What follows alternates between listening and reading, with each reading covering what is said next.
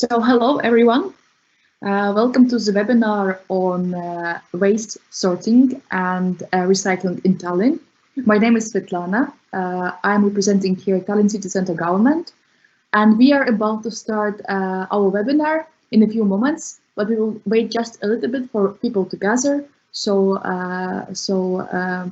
we will not have to repeat things twice. So let's wait a little bit.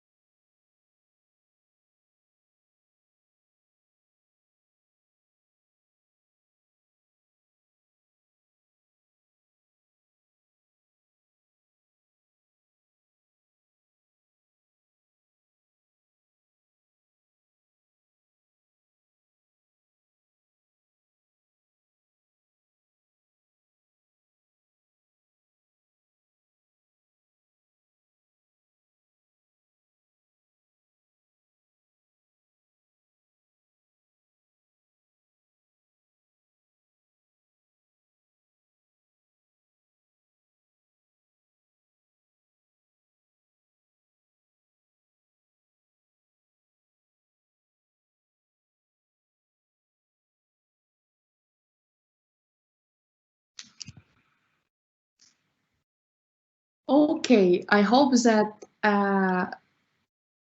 people have already gathered, at least the majority of our participants.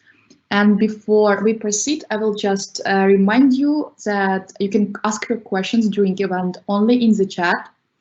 We will have a discussion each time after the presenter finishes with the presentation.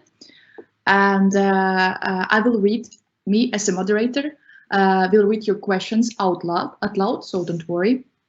And after the webinar, you will also get a recording of the event.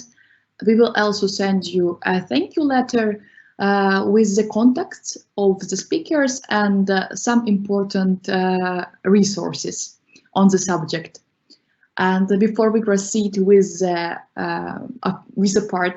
content part of the webinar, I give the word to the City Centre Governor, Monika Haukanen. Monika, please, the floor is yours. Hello, everybody. My name is Monika Haukanen, as already said, and I'm the governor of the Tallinn City Centre. I'm happy to welcome all of you to this webinar on waste sorting and recycling in Tallinn. And first of all, I want to thank all our experts and guests who kindly agreed to speak at this webinar. Michael Eriksson, the ambassador of Sweden in Estonia, Krista Kupits from the Ministry of Environment, Kristiina Martin from the Stockholm Environment Institute, Tallinn Centre, Katerina Chantzi, former of the social enterprise BinFree, and the member of Tallinn City Centre New Arrivals Council. And of course, today's event moderator Svetlana, who is the manager of Tallinn City Centre New Arrivals project. And waste sorting and recycling is very important subject, especially today when Tallinn is striving for the Green Capital title, and numerous environmental campaigns and initiatives are taking place in and around the capital. And we in the Tallinn City Centre, of course, are happy to support Tallinn's initiatives of becoming a more sustainable and environmentally oriented city. And finally, of course, I wish you a pleasant and fulfilling event. Thank you, Monika. Just one little correction. Unfortunately, due to some technical reasons, Swedish ambassador in Estonia, Michael, is not able at the moment to join us. We will work on it, and hopefully at one point he will share his greetings with you. But for now, we will move to our official part of the webinar with Krista Kupits from the Ministry of Environment. Krista, please.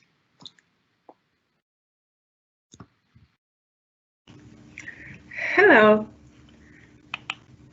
One little second. Let's see if my slides work. They probably do. I'm really grateful that I was invited to speak about circular economy in Estonia. I know the main topic of this event is waste sorting, but it all comes down to circular economy. My name is Krista Kupits, and I work as senior officer in Ministry of the Environment. My main topics that I deal every day are sustainable development and eco-innovation. I also like to call myself a minimalist and sustainable lifestyle coach. If you look at trends in global economics, the growth in economy and in population are rapid. This will increase consumption and also will lead to climate changes, loss of biodiversity, and depletion of natural resources. To reduce this impact, there are sustainable development goals. I think you all have seen those cubes, and if you haven't, you should Google them, because they are international goals that we are all together working. First and most important, these goals apply to every nation, in every sector. They are really universal. And secondly, it is recognized that goals are interconnected in a system. We cannot aim to achieve only one goal. We must achieve them all. It is widely recognized that achieving these goals involves making very big and fundamental changes how we live on Earth. And I hope that Tallinn also is going through this transformation. If we look at the bigger picture, we are prioritizing reducing climate changes, plastic pollution, chemicals use, biodiversity loss, and waste management. It's also really important to use digital technologies and live a sustainable way. But all those problems are happened by overconsumption. For example, average woman bought 19 pieces of clothing in 1997, but 10 years later, this number was already 33, and now even more time has passed, and now those numbers are even bigger. But why I speak about some statistics? I can show you my closet. I used to be a woman who had 17 pairs of footwear. Today, thanks to my sustainable lifestyle, I know exactly what I have in my closet, and there are no 17 pairs of shoes. I was the one who made this happen. I was the one who saw a sale and ran for it because I needed new things. But luckily, I understood one moment that this is not sustainable. This is not good what I'm doing. So I'm really hoping that this crisis we have, thanks to COVID, it has reduced rapidly, using fast fashion, buying things you don't need. And I really, really do hope that we don't waste good crisis and learn from it, that we actually don't need that much stuff.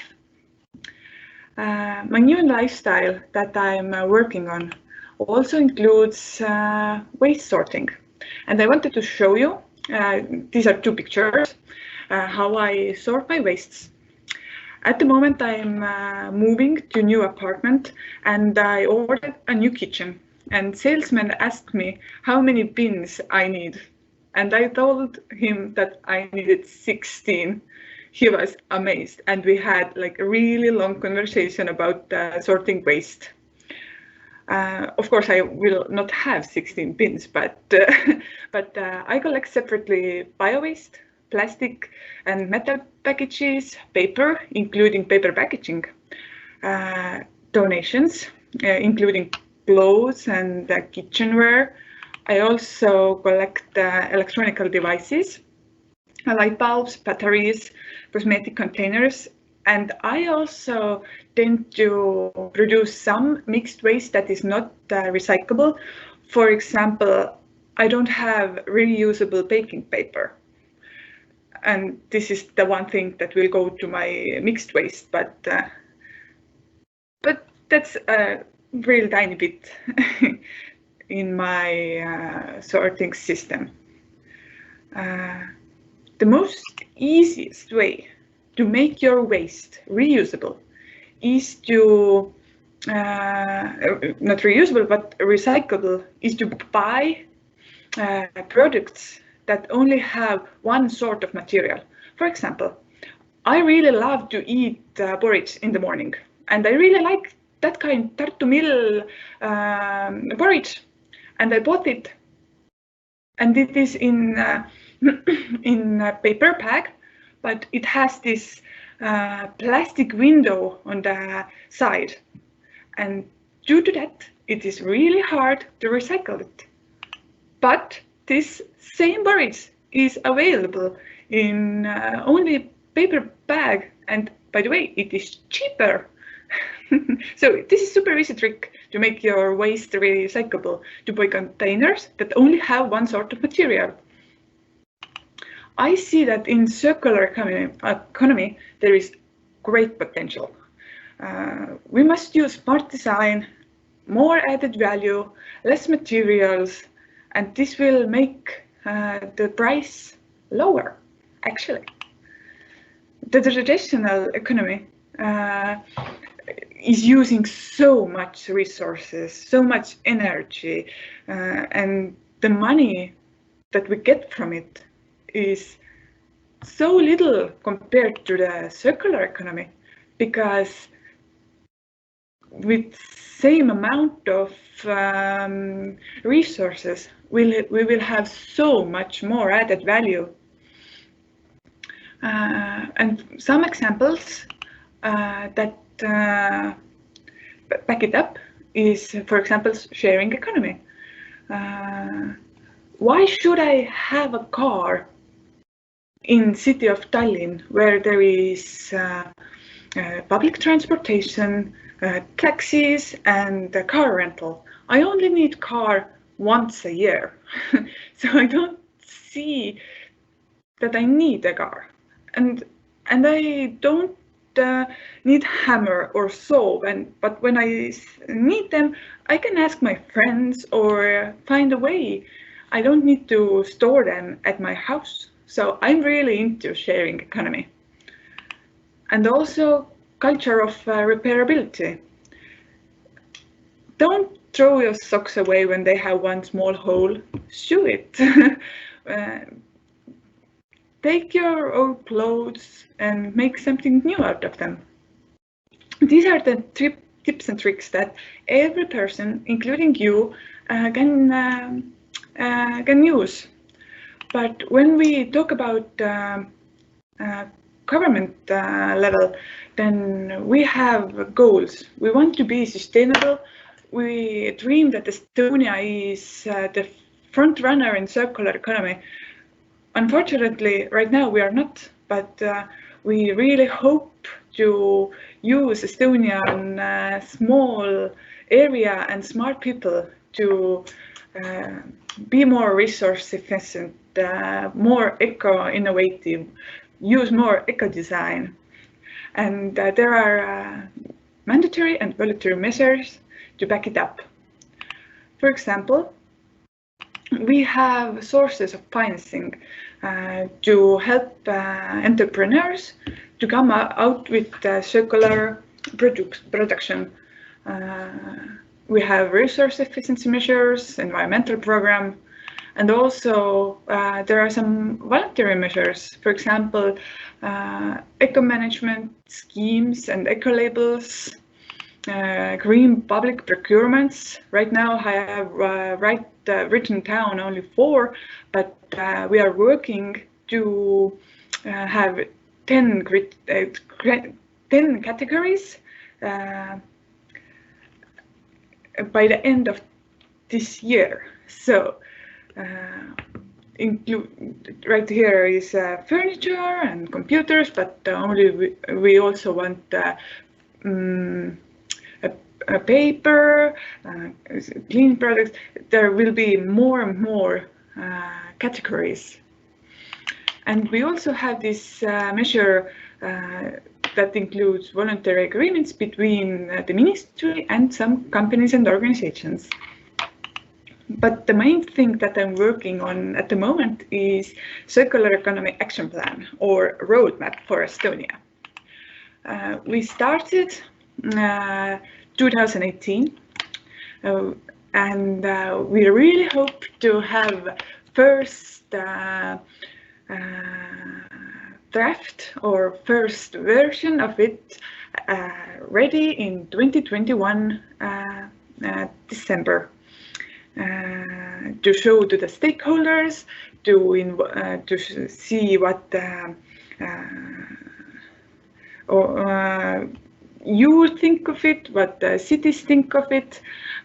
We want to include expert opinions. We have a working group where all ministries are a part.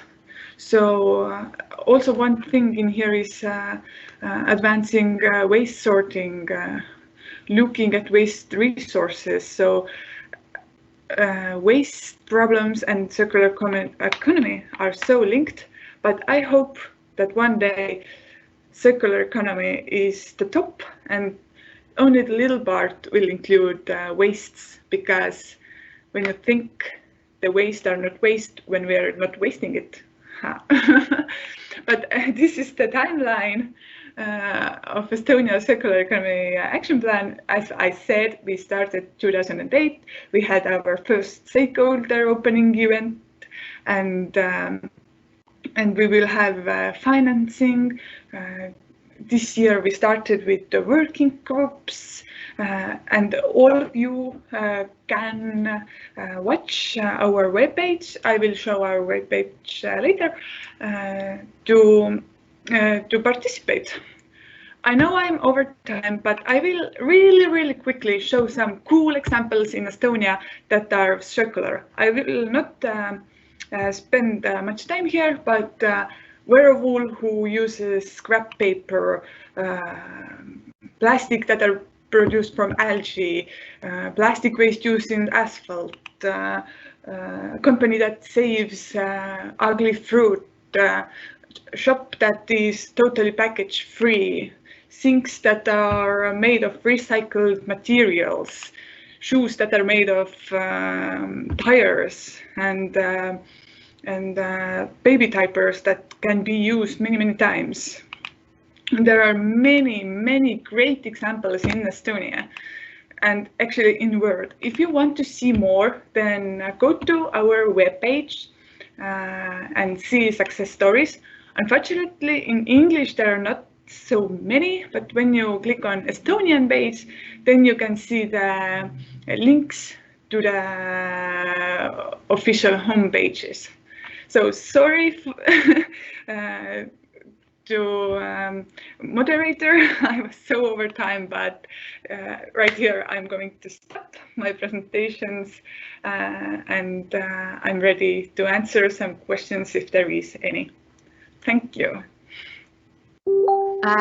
There is a question, but I'm not sure if it exactly goes to Krista. Maybe, yeah, it's about disposal of all bicycles. I think it's more like a question to Katerina. So, but maybe Krista, you can answer some of the questions which were sent before the webinar with the registration forms. We shared them with the presenters. Maybe if you can open this Excel document which we shared with you and just check which questions you can address. I think it would be nice.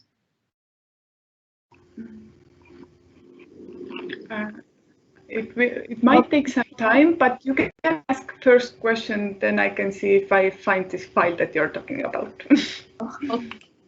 One moment. Just a second, please. But yes, the first question is, how can people find out what is being recycled and at what quantities?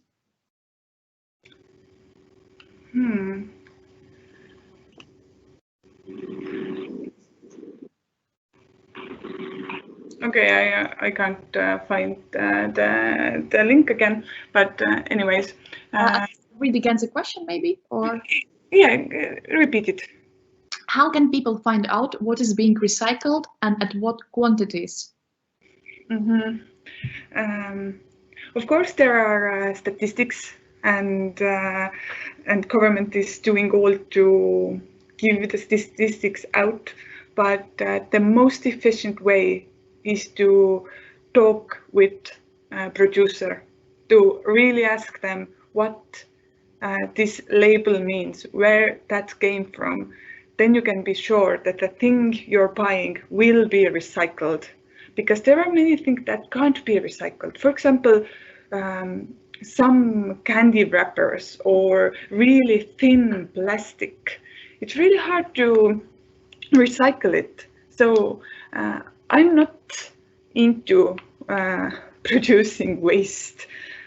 I recommend everybody to buy things that you can be sure are recyclable and do your homework. I must admit, admit it's not easy to fully understand where your plastic will go. I think I found this document, magic document with questions which our participants sent, and I can see some questions that you marked as you're ready to answer them. So the first question would be, I think. Oh, can you send this same link to chat? I put it in the chat actually. Yes. 1 second. Just one moment. As a minimalist, I believe that less things are greater because it's easier to clean, it's easier to buy, because in shops we have so much opportunities to buy. So when you do your homework on the way to the shop, it is the way to save planet. I'm sorry. By the way, I don't know, for some reason I cannot really share the document, but I will read the question out loud. It's quite simple to understand it. So the question is it possible to have universal symbols besides the local text on dustbins so everyone can understand it? Yes, it's a really good question because last year, Ministry of Environment, local governments, and producer responsibility systems worked together to make those symbols and colors and pictograms for Estonia. We have them on Ministry of Environment homepage, and all governments, all local governments, municipalities, and producer responsibility organizations are using them. They might not be used everywhere yet, but it is a voluntary agreement between all the stakeholders that we will use them and change the old labels to one system. So hopefully by the end of this year, everywhere will be the same symbols, and why not to use them at home? All the pictograms are for free. You can see them on a webpage. They are in 3 or 4 languages. The pictures are usable for people who have this eye condition that they can't see colors, so the pictograms are still understandable. So there is this system. It just takes time to all the stakeholders go and use it. Thank you, Krista. And we have another question, even a comment from Dashiel. I think many people admire your ability to become a minimalist and would like to follow in your footsteps, but it is a big change. It might be intimidating for someone. How did you get started? Okay, yeah, as I call myself a minimalist, I feel responsible to open this topic more, and I give lessons to people who want to start this way. But I started 5 years ago, and you saw my shoe collection. And it was really hard for me. It really was, and I admit it was. But when you understand this, this logic behind this, I started with this little game. I took a thing, for example, a mask. Right now, mask is really important thing. And when I took it in my hand, I must ask myself, does it give any value to my life? Right now, this mask gives lots of value, and I will have it. The minimalism doesn't mean that you don't need to have things. It means that you will have only essentials, only the things that make you happy. When you are an artist, it is totally normal to have many colors and pencils and papers, because this is something that gives you the value in your life.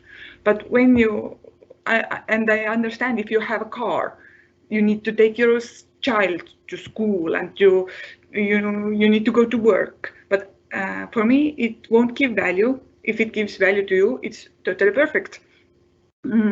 But when you have like 7 notebooks, then does all 7 notebooks give value? Maybe only 1 does.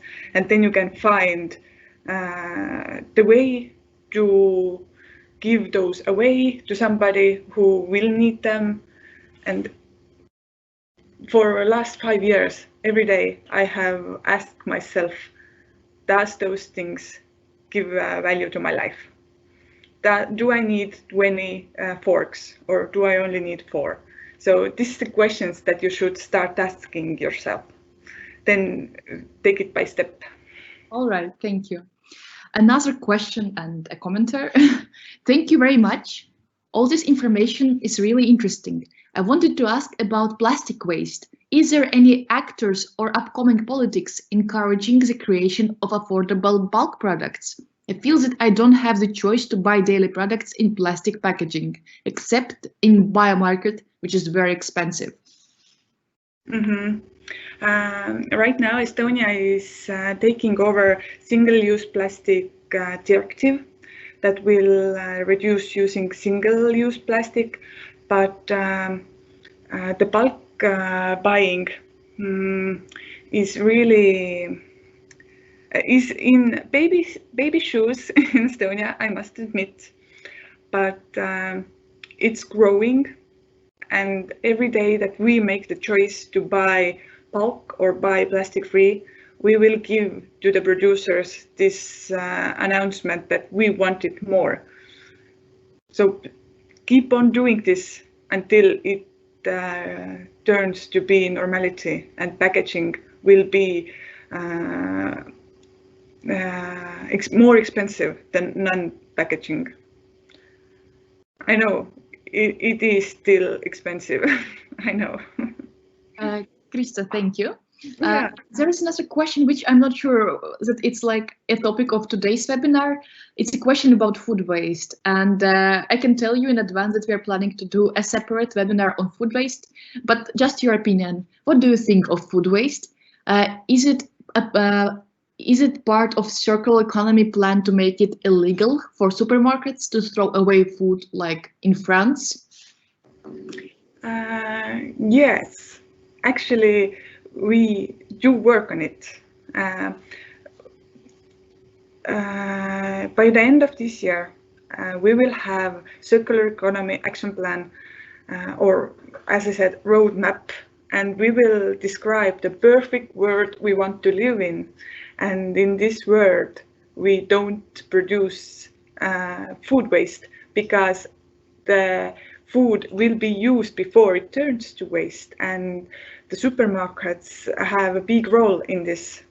I don't know if you have heard about a competition called Negawatt, but in this competition, at least 2 or 3 teams are working on solutions to make giving away food waste easier for supermarkets and for restaurants also. It's really, really rapidly growing in Estonia. All right. So we have another question. Where to find these statistics from Estonian government?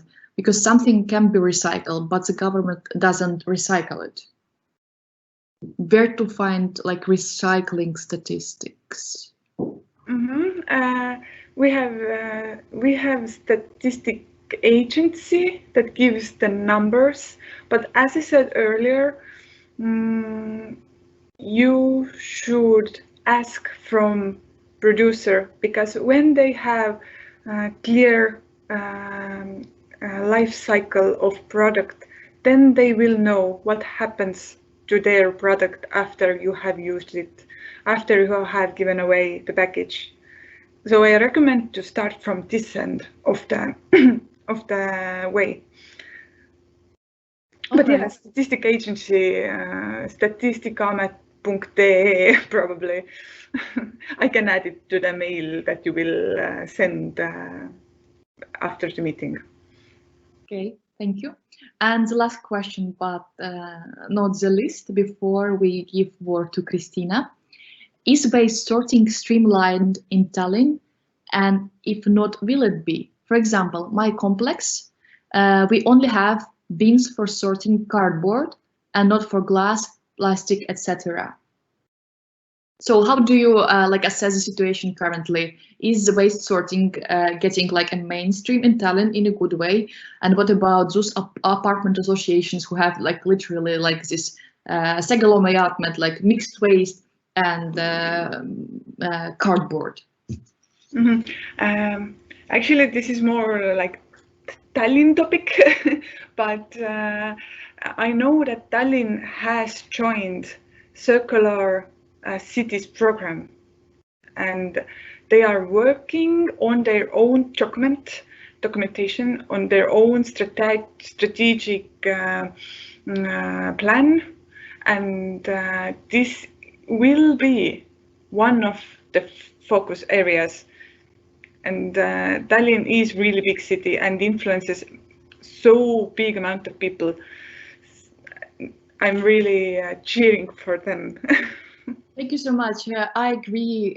I agree with Krista, and I think that Tallinn's campaign for the green title, "The Sea Starts Here," it's all kind of indicates that the leadership is of Tallinn is moving this green direction, and hopefully soon we will see some great results. Thank you, Krista. And now, Kristiina Martin, please. You can share with us your presentation, greet our participants. Hello everyone, happy to be here, and thanks to Krista for her presentation. It's good to see that more people are joining the minimalist cult, and yes, it's not easy, but it's definitely worth challenge to take on if you feel like contributing also to a more sustainable lifestyle and movement, and possibly inspiring other people on the way as well. So I shared my presentation. Svetlana, can you confirm that you can see it? I do see it. Okay, good, thank you. So I'm going to talk also a little bit about circular economy and waste management. My name is Kristiina. I'm working at Stockholm Environment Institute Tallinn Center. Before I will jump to the main part of my presentation, just a few words about our organization. So Stockholm Environment Institute Tallinn Center is part of a global organization, in short SEI, and we are all over the world, represented at almost all the continents of the world. We are one of the top global think tanks for environmental policy, and our vision is to have a sustainable and prosperous future for all. So what we are doing, we're working on applied research projects, and we aim to bridge science and policy. So we work very closely to policy makers and different stakeholder groups, and research different types of topics, and to provide the data and the results to the policymakers in order to sort of nudge them in the way to make policies that would support a more sustainable future. So Stockholm Environmental Institute Tallinn Center is divided into 3 programs. One of them is climate and energy. Then there is a sustainable development and also environmental management, and I myself work on the environmental management program. And we have a quite wide range of topics we work on. We work on projects related to food systems or food waste, circular textiles, circular economy on a more broader perspective, also engaging with business owners for circular economy capacity building. I myself have more expertise regarding circular economy as a broader topic, and regarding circular textile systems. And now to the topic of circular economy and cities. I'm very passionate about cities and making cities more sustainable, because more and more people are moving to the cities. So which means that if we start working on making cities more circular, we can have a big impact. So a very quick overview of circular economy, but I do feel that most of you listeners are more likely quite well aware what it is. When 2 years ago I joined ACI Tallinn, then actually not that many talk was about circular economy, and now if you discuss it today with someone, you see that sustainability and topics about circularity pops up very often in the discussions with people. So I'm very happy to see that there is more and more traction regarding this.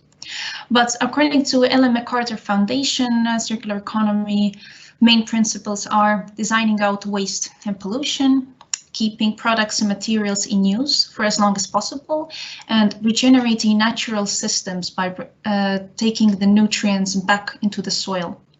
Unfortunately, right now we are still living in a quite linear way of production and also consumption, but it is changing, though maybe not fast enough, because according to Circular Economy Gap report, the world is currently still only 8.6% circular, and as you can see, it has fallen back a little bit from the circular economy gap report in 2018.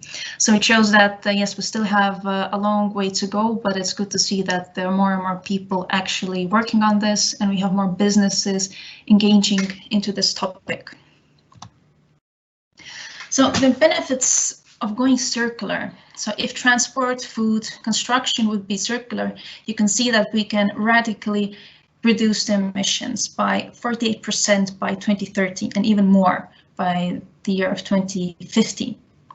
And of course, it means a lot of savings and positive outcomes for the economy, because through waste prevention, eco-design, reuse, and also new businesses, business models means new job creation. And circular cities. So the global megatrends show that more and more people are moving to the cities. We have increasing global population, and as of now, 70% of the waste is generated in the cities, and most of the material resources used in the cities and most of the energy consumed is also in the cities. So it's no wonder that climate neutral cities are made a political priority. But there are also challenges coming into it. It's not exactly clearly defined what is a circular city and how you could measure it. We still need to develop transition pathways and strategies, and there is needed to be done a lot of research regarding social effects and impacts, because during this transition there are going to be winners and there also are going to be losers, and we of course want to strive to have a just transition for all, because if we make it just for all, it means that there'll hopefully be less resistance during this transition. So now a few words about waste management in Tallinn, although Krista already addressed some of the questions. I would say that waste management in Tallinn is relatively well organized compared to other municipalities in Estonia. I think what we really have well is old paper collection. I think it's also during the Soviet times, it was very common that families were collecting their old papers and bringing them to collection points. So this is a habit that is very deeply ingrained into our parents and grandparents and also younger generations. So when we talk about waste management, waste sorting from the citizens' point of view, it of course has to deal a lot with habits that at some point need to be developed or changed. So there is some confusion regarding packaging waste, how to collect it, where to collect it, what exactly goes into what bin. There was, Krista also addressed the question about having separate collection bins next to your house. So indeed, there is some clarification would be helpful in this manner. Bio-waste, as of now, often ends up in mixed household waste, although bio-waste should be collected separately from other types of waste. I would say that donation of secondhand textiles is also relatively well organized. If we talk about Tallinn, we have many bring banks in the city. They're often next to supermarkets. And there are different organizations who are actually provide the service of collection and sorting and reselling. But in general, it does show that households should sort their mixed household waste more.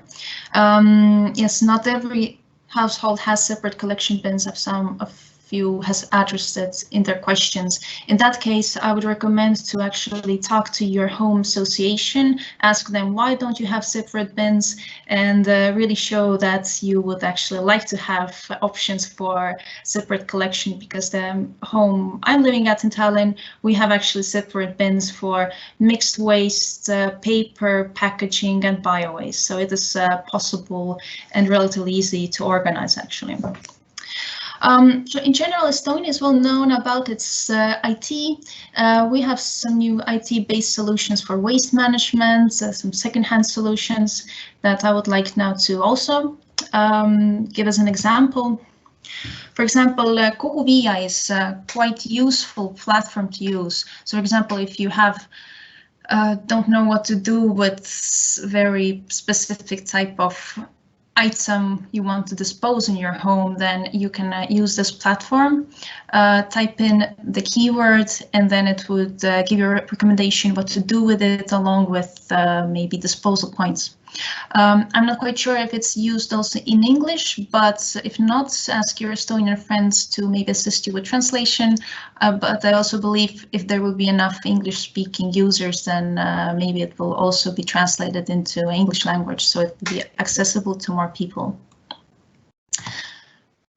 So we have emerging different platforms which support reuse.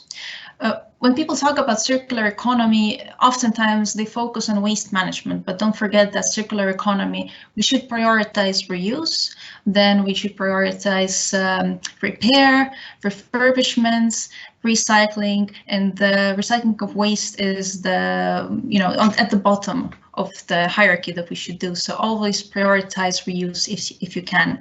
If you have some old things, don't throw them away. See if you can either sell them or donate them. And for that, we have different platforms, for example, SmartSwap, which supports that. Always possible to do it on a Facebook Marketplace. And I think we have some new platforms specifically for textiles, for secondhand clothes, and also another for resale, but unfortunately I couldn't find all those links, but I think if you really need to, it should be relatively easy to find online. Then Uuskasutuskeskus is definitely a very good initiative to be mentioned. I think they have been active for last 10 years, and they are a second-hand store. So you can take your stuff, you can donate it, your things to them, and even if you have some kind of large items, for example a couch, if you contact them, they will help you to dispose it, or come to your place and take it in their own van. And definitely a good thing to check out. They are located in many bigger cities. They also collect second-hand textiles and perform sorting and reselling. Yeah, and again about the textile collections, these are red bring banks. They are, I think they are owned by Tallinna Taaskasutuskeskus and operated by Humana. They accept second-hand clothes, not dirty, not torn. So if you have clothes to donate, then definitely that option is available around the city, and recommend you to use it. I would like to address now a few questions that were brought up. I will read them out now along with the answers. So what can we do if our apartment building does not have recycling containers? So I addressed this already. Talk to your home association or house board, or however you call it, and say them politely that you would very much like to have containers for separate collection. How much of waste created by people living in Estonia is sent abroad? So unfortunately, I cannot give you numbers for this. Usually, we actually have had at least a data platform called Yets, when you could take a look at this information, but I think it's currently under reconstruction. But to give you a broad overview, so how much waste created? Let's talk here about mixed household waste. So mixed household waste is mainly treated in Estonia. It is by landfilling or incineration. And if we talk about other separately collected waste, for example, food waste, it is not sent abroad. It is also treated in Estonia. Paper collected separately is mainly sent abroad. We have very small, I think, recycling capacity in center of Estonia, but not much. Metal is sent abroad. Plastics is also mostly sent abroad. Glass packaging could be treated in Estonia. We have actually recycling plants, but it's not done at a large scale at this moment. Yes, and the big problem is also getting the glass packaging from consumers back. So that's something, if someone has a good idea, then here is an option to solve a problem. How is my collected bio-waste used? So bio-waste is actually, you can divide it into two categories. Kitchen waste or food waste, that's like from your kitchen and from restaurants or from catering services. And the other bio-waste is garden waste, right? Which is if in spring or in autumn you perform some kind of garden activities, sticks, trees, that kind of stuff. So garden waste is taken to waste stations, and these are then composted, and food waste are taken to very special composting solutions. You cannot just throw them outside. There are special containers for that, because because in the kitchen waste you have meat, and when you have meat there, there is a very strict ways of treatment that need to be followed. So even you yourself, if you you're actually shouldn't compost like food, meat behind your house, you should like have another composting solution for that.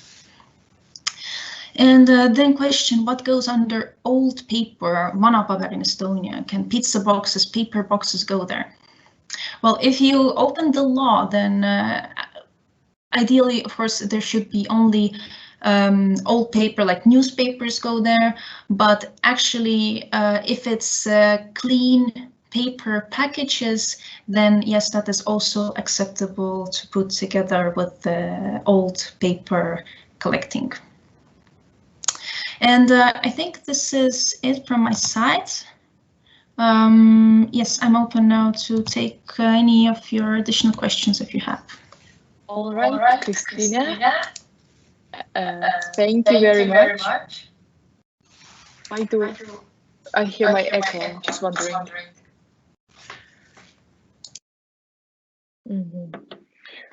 Is it better right now? I didn't hear the echo.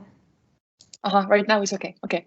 So the first question for you is, did you read the report by Maaleht, which reported widespread neglect of recycling in the refuse management sector, which sees the bulk of plastics and other garbage which should be recycled ending up either being incinerated or buried in landfill sites?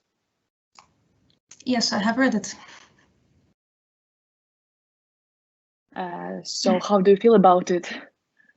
Well, I'm glad that somebody brought this topic up, because yes, it definitely, waste management in general, it has a lot of flaws in it, and it is a systemic level flaw. And yes, it was definitely a topic that needed to be brought up. And it's not only Maaleht, I think it's also Eesti Päevaleht or Express who also wrote the big pieces. And I think now Daily New, even today, there was some article, I think, about packaging also brought up. So, okay. Rather personal question. A person is asking about your educational background. Kristiina, what education do you have? I have a, yes, no problem. I have a bachelor in thermal power engineering. I have a master's in electrical power engineering. And yes, I was always passionate about topics related to environments. And now I'm quite happy that I'm able to do this job at SCI. I hope that answers your question. I'm sure that our participants are impressed. Okay. So next question is, my apartment complex does not have a separate bin for the bio-waste because most tenants do not want to pay for it. Are there any plans for the city to fund the collection of bio-waste itself at no extra cost to the residents? I don't know. I think that would be a better question to the city representatives, because yes, unfortunately, I don't know answer this question, but according to the law, you should collect it separately. So that's also a thing to think about. Whereas we as consumers have also responsibility to deal with the waste we create. So that is the approach that I am taking, but I'm also trying to contribute to systemic level solutions, but don't forget also our personal responsibilities when we are dealing with this. All right, we have a question about dog poop. How should dog and cat waste be disposed of? Usually you have like a small bag in your pockets, you collect it, and there's like garbage bins on the streets, then you can dispose. All right, but what about this cat litter? I remember there was a question about it some time ago. What should I do with the cat litter? What would be the most ecologically friendly way to get rid of it? There cat litter. It depends on the cat litter. I think there are some biodegradable options, and also there's some sand options. Some biodegradable, it was in the packaging written that you can even flush down your toilets. Some can you put down with the bio-waste. I'm not that knowledgeable about those. I think you should refer to what's written on the packaging, because usually they have according like quite good advices. So in general, put it with mixed household waste if not somehow indicated otherwise. Mm-hmm. Okay, so the question from Justine, is there any association or actors who are sensitizing people about recycling, like inspire people to recycle, as understood? Inspire people to recycle? Like specifically deal with promoting recycling as a lifestyle? I don't know. I'm sorry. I think there's, for example, some articles on Bioner. There have been some people who also have done blogs, but unfortunately, I don't know any names. I cannot bring out at the moment. Okay, so maybe I can ask you a question. This was actually submitted to us in the very beginning, but I kind of skipped on it. Can we get instructions on proper disposal of old bicycle tires? And maybe I can add from my part on some like bigger objects, how we can dispose of them in the most ecological way. You mean where you could find guidance materials, or what? If you cannot like say a concrete spot, you can also recommend the material, of course. Yeah, well, bicycle tires. I think that's quite specific. I think you need to take it to the waste collection point. Usually with larger furniture, if it's not reusable, it's the same. You take it to the waste collection points, usually at the websites of the waste collection stations, right? I'm not talking about the point about the station, Jäätmejaam. They have web pages and they have a list of stuff they accept, and along with the price list. So if you don't know exactly, like what I would do, I would check out the Kuhu Viia websites or try to find the nearest waste collection station or call them if they don't have any indication. All right. I don't see more questions in the chat, but I think there was one for you in this file with questions for the webinar. How much of the waste created by people living in Estonia is sent abroad, if any? Yes, I covered that question in my presentation. Oh, I'm sorry. Okay. No problem. No problem. It was I talked about mixed household waste. That some of it is then what is exported is metal, paper, bio mixed household waste is treated in Estonia. All right. So if no more questions for Kristiina at the moment, I will remind you that by the very end of the event, we will have a chance to ask questions again and to have more broad discussion. But for now, I'm giving the floor to Katerina from BinFree. Please. Hello. Hi from my side as well. I'm very happy that I'm here, and thank you very much for Krista and Kristiina that managed to be with us today and share their knowledge and their insights. I'm from Ekaterina's computer, as you can see, so that's the difference in the name. And let me share my screen here. Give me 1 second.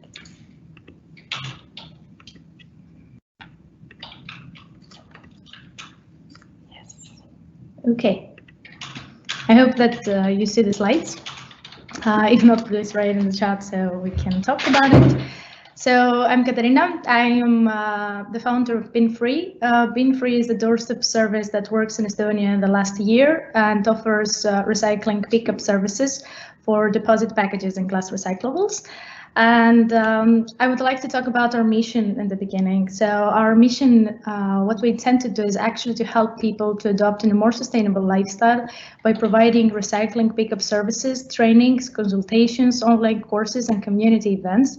And through rewarding mechanisms, help people to actually get more aware about sustainability issues, to get all the knowledge and the skills that they need in their life, and also raise awareness about climate action. What we offer to do that, initially we're offering recycling pickup services for deposit packages. So that means a glass, metal, and plastic drinking containers that have these following signs, as well as recyclable glass that Kristiina also mentioned in her presentation, that is important to find actually a way to motivate the consumers to return the bottles and recycle more glass. And we offer our services either in households, in cafes, restaurants, and bars in Tallinn, and festivals and outdoor events in places that you can create your event and you don't have access to recycling facilities, so we can help you out with that, as well as companies. So it's a way to reduce the environmental impact as well and measure the consumption.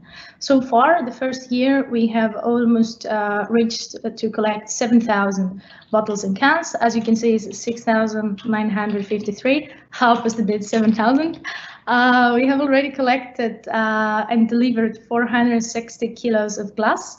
At the moment, I think we have around 600 collected already, and all these have happened with 91 pickups. So besides that, actually the recycling services is a way to include more people in sustainability path, and on top of this, we're offering articles and discount offers so people can actually find and engage in a more sustainable way of living and less cost from our partners and learn actually what it means to live sustainably or how to consume more responsibly. We offer consultations to help people to get into their green path and their sustainability journey. Community events, so where through experiential learning, we help people to understand how climate change affects your life. Seminars, trainings as well about how to sort waste, how to reduce waste, and I will try to talk about it a little bit today. And some online courses that will be available after May 2021. Wait a second. I have Katerina as a technical assistant here, so we can continue.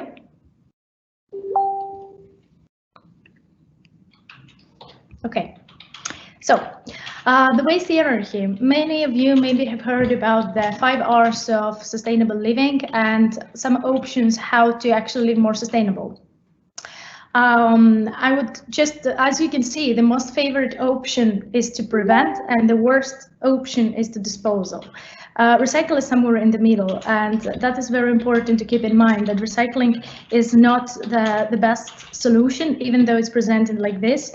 And we can do and take much more other steps in order to reduce our waste.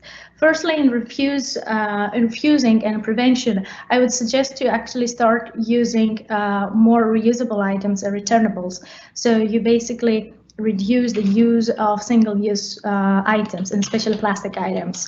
And in minimization and reduction, I could say is that to rethink what you're buying and if you really need it, or which is the more sustainable source to find it. Can you use secondhand? Can you use from friends? Can you use from sharing apps, or something that actually doesn't let you to put more raw materials into production? In recycling, I will give some tips here. One of the most important is to choose single materials. Single packaging materials. That means that you don't use composite materials. So materials that are a little bit of metal and a little bit of plastic, and it has a little bit of carton. This is quite difficult afterwards to proceed. As more clear and pure is the material that you use, that has the best recycling performance. There are materials that have a better recycling performance than others. For instance, that is glass and metal. And what I mean as a good recycling performance means that when you put it into the recycling process, the outcome that comes afterwards can be used with the same quality.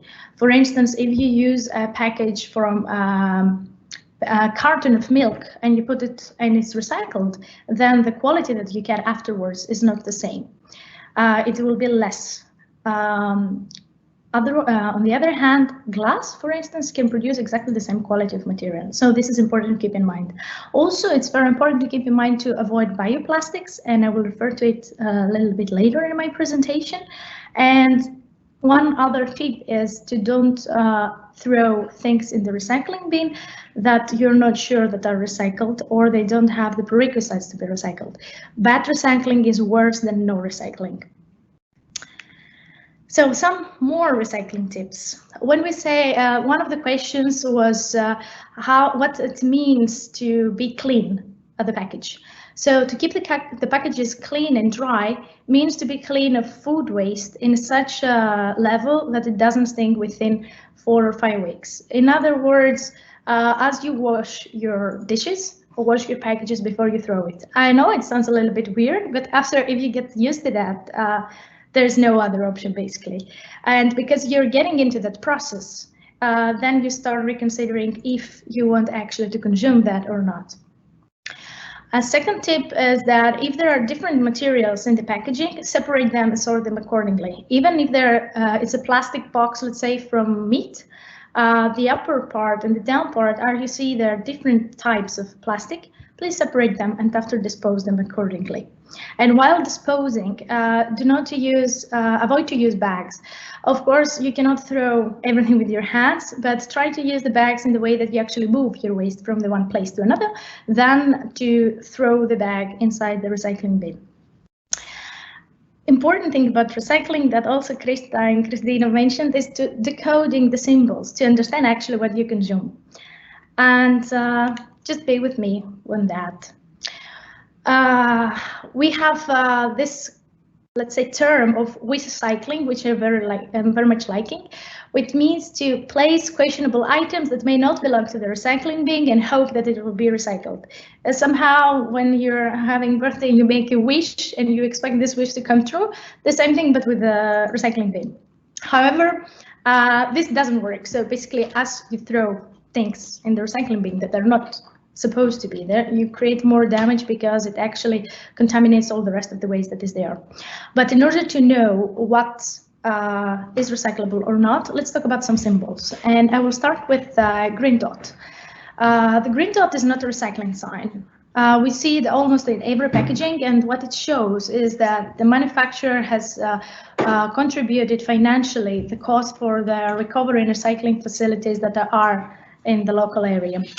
So it doesn't mean at all that it is recyclable. The second is the Mobius loop, known as the 3 recycling arrows. That is actually an internationally recognized symbol that means that the item is recyclable. However, it is not. What it indicates is that potentially it can be recycled, but it very much depend on the local facilities, and if the type of the item can be recycled. Also, sometimes people are confusing it for the meaning that the material and the packaging is made from recycled items and materials. However, by itself, it doesn't mean anything. So the 3 hours says that potentially it can be recycled.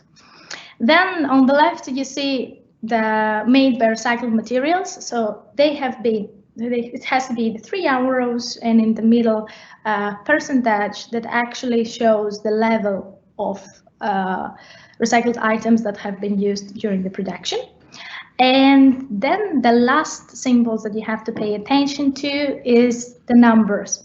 So when you have the triangles, the arrows, and in the middle you have a number and some letters, it doesn't say again that it is recyclable. What it says is the type of material that the product have been produced. In other words, what actually Katerina says to us what it is recyclable.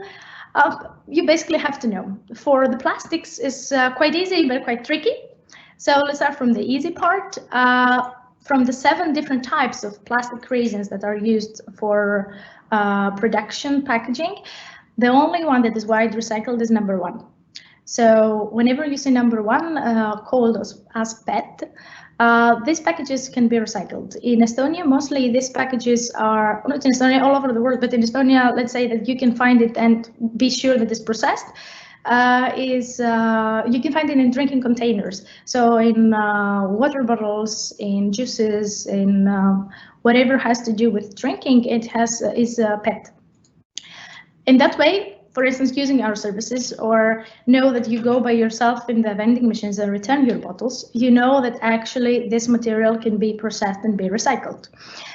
Number 2, number 4, number 5 can be recycled, but it depends on the local facility. If you're changing places or you're not sure or you have doubts, I would strongly recommend you to just avoid using them and try to find other alternatives than to just throw them there and don't know what it happens afterwards. Because there are some cases all over the world that actually the companies are collecting this kind of plastic, they cannot recycle and then incinerate it. So yes, from the one hand, that is good because they get some energy from the recovery incineration process. Yes, but on the other hand, it's not recycled. And it's not recycled. Number 3 and number 6 are not recyclable. Some types of type 6, yes, but let's not get into that. Just remember that number 3 and number 6 are not recyclable. And number 7 is whatever doesn't belong in the previous one belong there. And of course, as we said, that plastic is quite difficult to be recycled and processed by itself. Imagine what it happens when different components are coming together. So plastic number 7 is quite difficult to be recycled, so avoid to use it. And especially in number 7, there are included the so-called bioplastics. So I would like to invite you to explain what is going there with the bioplastics. The bioplastics as term is not so accurate as well, so I would like to explain and define 3 other terms that are included inside bioplastics. And some people, when they say bioplastics, mean all of them. Some people mean some of them, and some people mean none of them. So let's start from the bio-based materials. As bio-based materials, we define the materials that are deriving from plant raw materials, as sugar cane or corn. The tricky part here is to be sure that these materials are not mixed with any other plastic inside, because we have many cases like this. By itself, if it has only corn and sugar cane, can be easily processed and differently processed than if it contains plastic. In biodegradable definition, it's quite a broad concept, and people that actually are experts on the field do not use it, because mainly whatever exists at the moment there is biodegradable, because everything will sometime eventually degrade. The problem is when it will degrade, in what kind of situation it will degrade, and what remains after that. Many times in marketing, we see that products are marketed as biodegradable. That means more environmentally friendly, but it's many times misleading because, as I mentioned before, you have the plant raw material, but also plastics. A great example that when I discovered here, I was very surprised with some sort of containers that you can receive for food, that it says that it's biodegradable, and if you just put warm water and leave it in the sink for some hours, and after just try to, it gets more soft, and you will see that the paper start getting away, but there is a layer of plastic stain there, which imagine that being in a compost and after enter in the food chain. So don't get into this trap of, because they say that this biodegradable, they present as an innocent way and is more eco-friendly because it doesn't derive from plastic but from raw materials, doesn't mean also that this is good for our health. The third option is the compostable packaging, which the compostables should not contain any chemical additives, because if they decompose, it would be released in the environment. The compostable products are completely biodegradable, so that means that nothing stays. When they decompose, there's nothing there afterwards, and they're labeled and certified as well, like that. And if you want to get more into sorting waste and you're trying to find some resources, I have put here 4 different sorting guides that you can find in English in Estonia. So the first one is from the Tallinn City Sorting Guide, when you can find information. The second is from TVO, which is a recycling company. And I have posted the link, but also you can see in the picture. Kuhu viia, and I will explain later what it is. And from the Ministry of Environment, I think also Krista mentioned that, where you can find not only the symbols are in 3 languages, and also the sorting guidelines as well. And Kuhu viia is a great tool that I love personally using. So basically it gives you a representation of whole Estonia in a map. And there are 3 languages. I have noted, I have put in a circle the language part, and also where you can find the sorting guide, where you can write what you want to dispose of, and then it can give you all the available containers in the area that you're looking for, which I find it quite helpful. And if you don't have something in your building, then you can easily identify which is the closest container, and there are also some containers from the municipality that you can actually dispose of your waste. Thank you very much for being here with me. Bear with me for the time. If you have any questions or inquiries, please feel free to contact me, or via LinkedIn, or via our website, or via email, as you wish. And Svetlana, over to you. Thank you, Katerina, so much for your presentation. I'm sorry for the light changes in my background, because sun's moving its position and I'm always too lighted or too dark. There's no questions for you, Katerina. Maybe your presentation was so informative that it didn't even provoke any questions. And I feel like you covered also most of the questions that you received pre-webinar. So right now, dear participants, if you have something to say to any of speakers, if you have any questions, it's time for you to submit them to us. And meanwhile, I want to ask each of the speaker today, what are your goals for this year? How do you yourself plan to make life in Tallinn more greener? What are your projects maybe that you can share with us, to some plans for the future? Well, people are maybe thinking about asking questions. Maybe we can start with Katerina. Sure. Thank you very much for this. My plans for the future.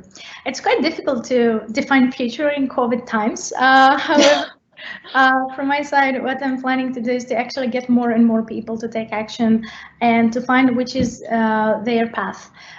Even if it's from recycling more or sorting more or getting more glass in their life than plastic. This is also a step. Also to introduce more our services in restaurants and bars, because we are offering solutions that are actually very comfortable for them, because they don't need to sort the materials that they're giving to us. So we are making their life easier.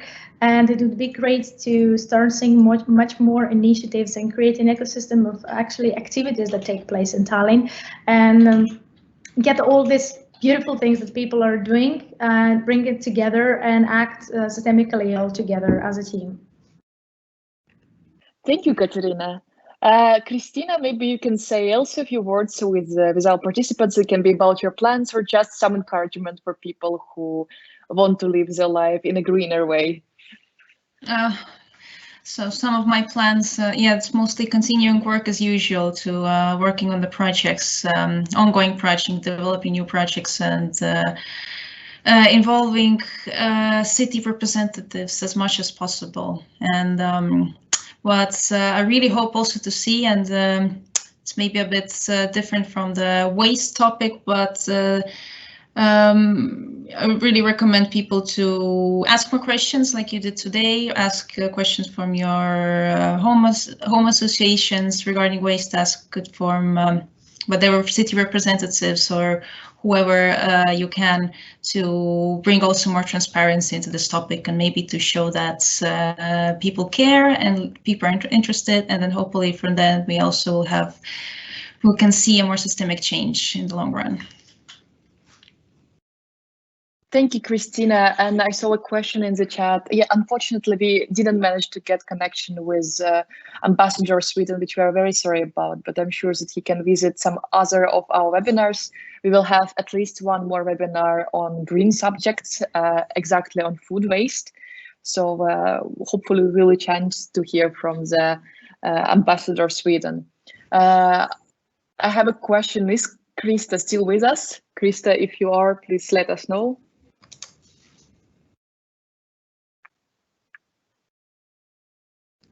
I feel like Krista has left.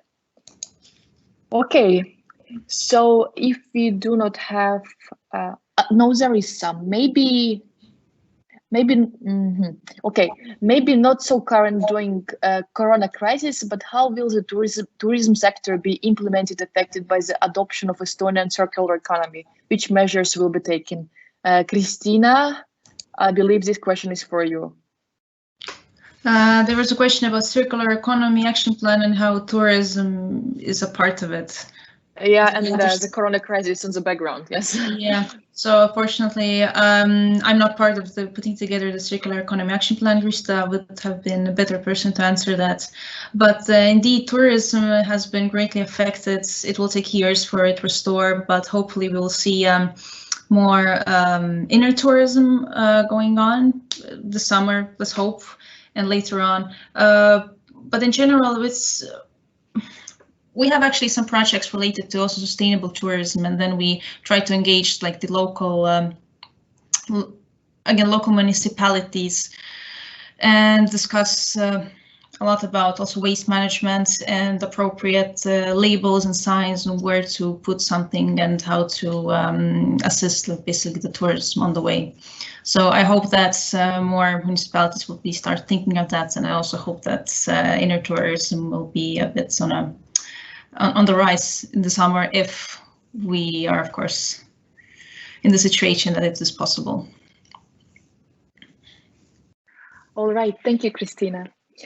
So we're still waiting for the last questions, but I just want to remind you that if you joined our webinar a bit later, then you will still be able to get a full recording of our event.